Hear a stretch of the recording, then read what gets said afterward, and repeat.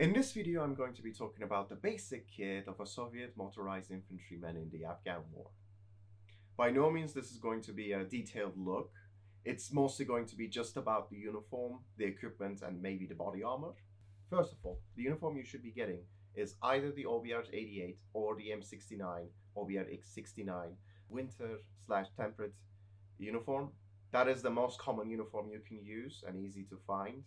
But if you want to specialize, you should be looking into this uniform example of a 69 uniform, which is the summer variant, which was widely used in Afghanistan during the summer months.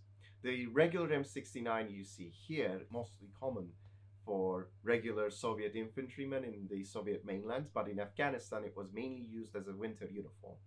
As you can see, I'm wearing an OBR-88 uniform, OBR-88 Afghanka. I made a video about this years ago. Another item you should be getting into is going to be a camouflage suit, which are very popular in Afghanistan.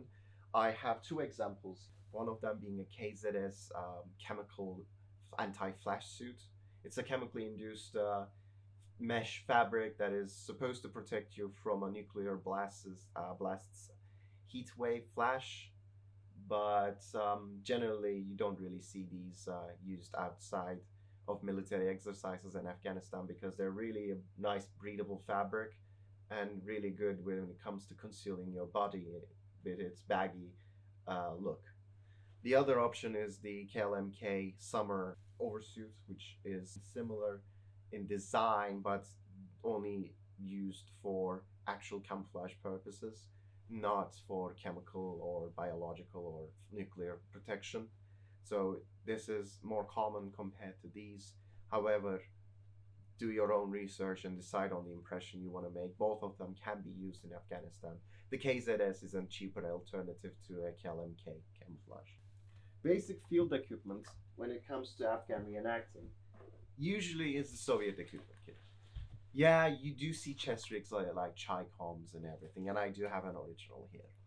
But ideally, what you should be getting is the regular Soviet infantryman's field gear and removing the Y straps and maybe the entrenching tool, and then you're golden for most of the war.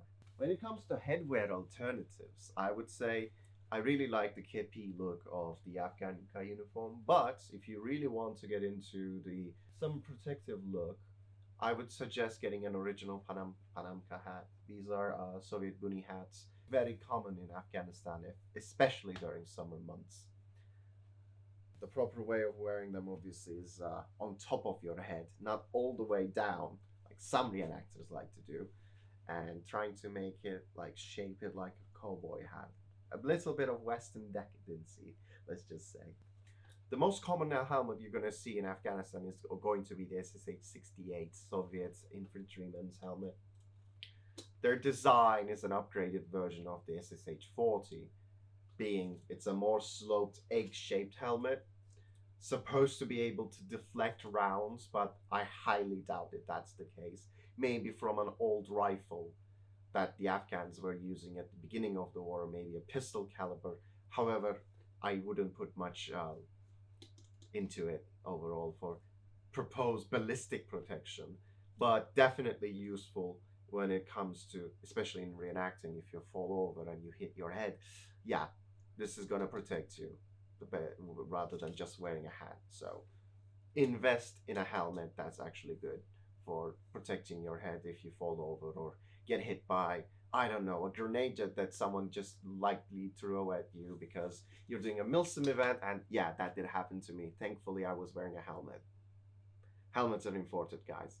Wear your helmet. SSH-40 helmets can be also used in Afghanistan, but they are more rare compared to the SSH-68. They're mostly an early war item, and if you're not doing early war, I wouldn't recommend using it. And now comes to the crown jewel of a Soviet reenactor's dream, is to have a 6B2 body armor. This one is a replica example made by a friend of mine. It's not a gray shop or any other Chinese knockoff. It's actually based off of an original pattern. He had an original and literally just copied the pattern to make this. And I'm very happy with it. Footwear wise, you can have three options. One being black leather lace-up boots, which are very common with VDV and other units. Soviet running shoes or sports shoes, which I do have luckily an example from 1980s. These are very common, especially with VDV and special forces. However, you do occasionally see them with regular infantrymen, regular motorized infantrymen. Nothing really special about them. They're just cotton and rubber tennis shoes, pretty much. And for winter months, obviously, sapogi, Soviet jack boots. You can have the Kurza or the leather variant, and that's pretty much it when it comes to footwear. I also want to talk about the ideal kit for me. When it comes to the ideal kit, it's quite simple, very basic. A 6B2 vest, along with a Chicon chest rig, a simple belt, a canteen, and a tropical OBR-69 uniform. The headwear can change. It could either be an Afghan cap or a Panamka. Helmet-wise, you can either go with the SSH-40 or an SSH-68, even an SSH-60. But for me, obviously it's going to be an SSH-68.